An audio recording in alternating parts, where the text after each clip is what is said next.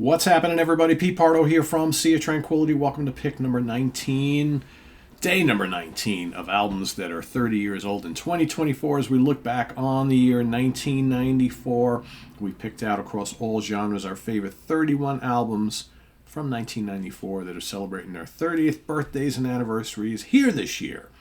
It's a reason to celebrate 30 years. A long time ago, right? Seems like more modern times, but yeah, it's 30 years ago already. Crazy. So today, for day number 19, this is the 7th studio album from this American band from Connecticut, released July 26, 1994, produced by Bill Metoyer and the band from Metal Blade Records. I'm talking about Inside Out by Fate's Warning. Can I tell you how much I've always disliked this album cover? Talk about Plain Jane, right? Ugh. You know, it's the cover to the album before, Parallels, was so cool looking. And I remember when this came out, I'm just kind of like, huh? That's all you got? Whatever. I don't make these decisions, right? Anyway, this is a one of those albums that I think that back when it first came out, I was a little disappointed in it because I think all the previous albums were of such high standards, and this album I found was a little light, a little overly melodic, and for most of the 90s I was kind of like, I wasn't a big fan. But I have warmed up to this album greatly in recent years. I think it is more melodic, but I think it excels at being more melodic. So the lineup here: Ray Alder on vocals, Jim Matheos on guitar, Frank Oresti on guitar, Joe DiBiase on bass, and Mark Zonder drums and percussion. This would be the last album with Joe on bass, and the last album for a bit, for probably about a decade, that would feature Frank on guitar. So what do we have on this album? We got some really good ones, actually, and very memorable songs. This is more of a moody album from the band, much more melodic. It's not overly heavy, and it's probably not as progressive as some of their other prog metal classics, right? But there's definitely some really good songwriting on here. I think Jim really kind of thriving as a songwriter at this point in time. So we got Outside, the first two songs, arguably the best songs on the album. Outside Looking In, the title track, and Pale Fire, stunning. And Ray just killing it on the vocals here. Ray proving really with this album, he was doing it on the previous album, but really proving that he doesn't have to do that upper register scream all the time, that he can do this more of kind of like a mid-rangey thing, and it sounds just as good, right? He's just such a capable vocalist and such a well-rounded singer. I think he's really coming into his own on these albums. Then you got The Strand, also really good. Shelter Me, great chorus on that, great vocal, really good song. Island in the Stream, another good one. Down to the Wire and Face the Fear, also really strong tracks. You got Inward Bound, which is kind of a cool little instrumental. Right, wish they kind of did more of those, because of course these guys could play their asses off, right? But they were never all about that.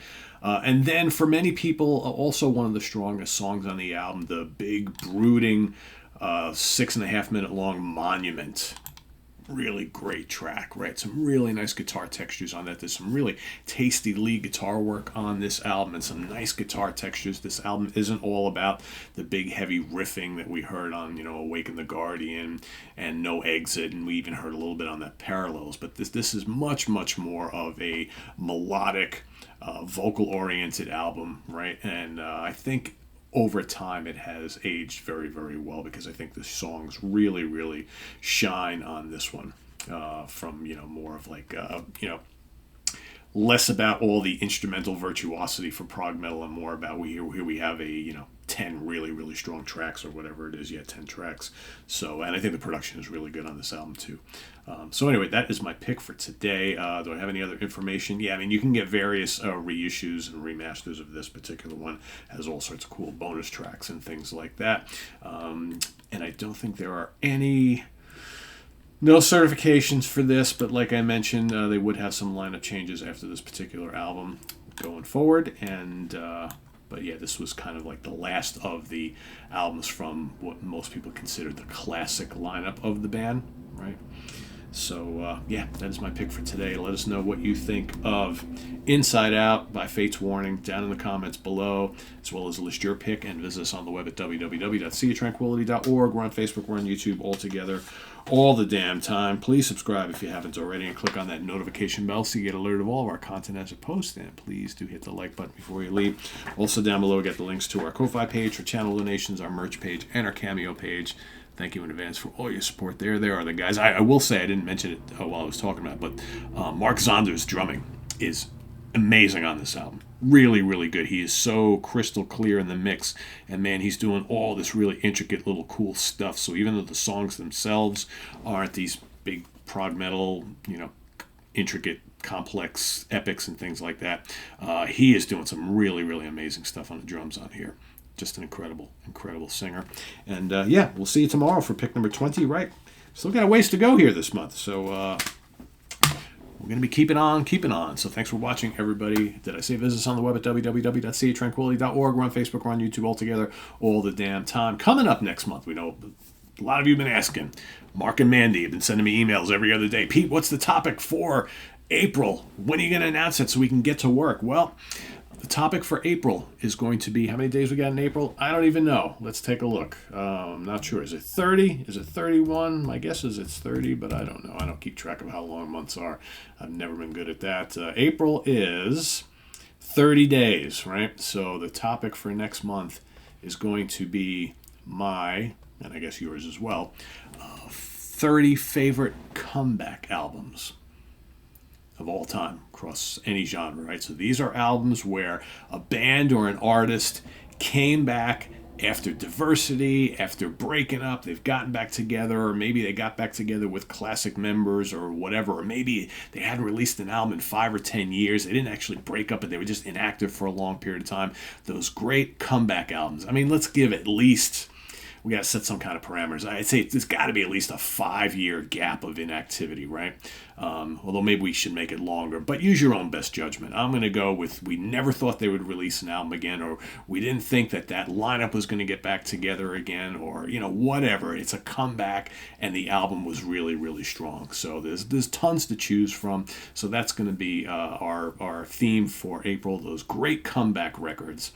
Okay, or maybe even they released a completely horrible album, and then a couple years later, right, they came back with a complete return to form, right? So we got to include that too. So that could be, maybe the gap is a little less, right? Because we've seen some bands release a total turd of an album and then 2 years later come back with an amazing record, right? So I think if it's like in that situation, you can lessen the time frame. But if we're looking at like inactivity and breaking up and all that kind of stuff, you probably should use like 5 years or so. But again, I'm not going to hold anybody to that because I'm sure there's going to be situations where it ain't that long, right? So anyway, that's what we're doing. Comeback albums. The best 30 comeback albums of all time, starting April 1st. We'll see you then. Visit us on, I already did all that, so we don't have to go through it again. Anyway, tune in tomorrow. Of course, we've got What's Hot with Sea Tranquility Day. Should have, I don't know, 2 or 3 or 4 new album reviews for you coming up. So nothing really major this week. A couple good ones, though, but nothing, we've had like the Dickinson and the Judas Priest and things in recent weeks, and that's all high-profile stuff. I don't have anything big high-profile like that, but we do have some stuff. We got the new 6x6. We got Big Scenic Nowhere and Disastroid, some cool reissues from Witch Throat Serpent. I got the new Luz Tiriata. We've got Orison Space Collective, new Turbulence, new Walter Trout, new Proc Collective. So this stuff kind of sitting here that I'll get to over the next couple week or two. So anyway, thanks for watching, everybody. See you soon. I am Pete Pardo. Have a good day. Bye-bye.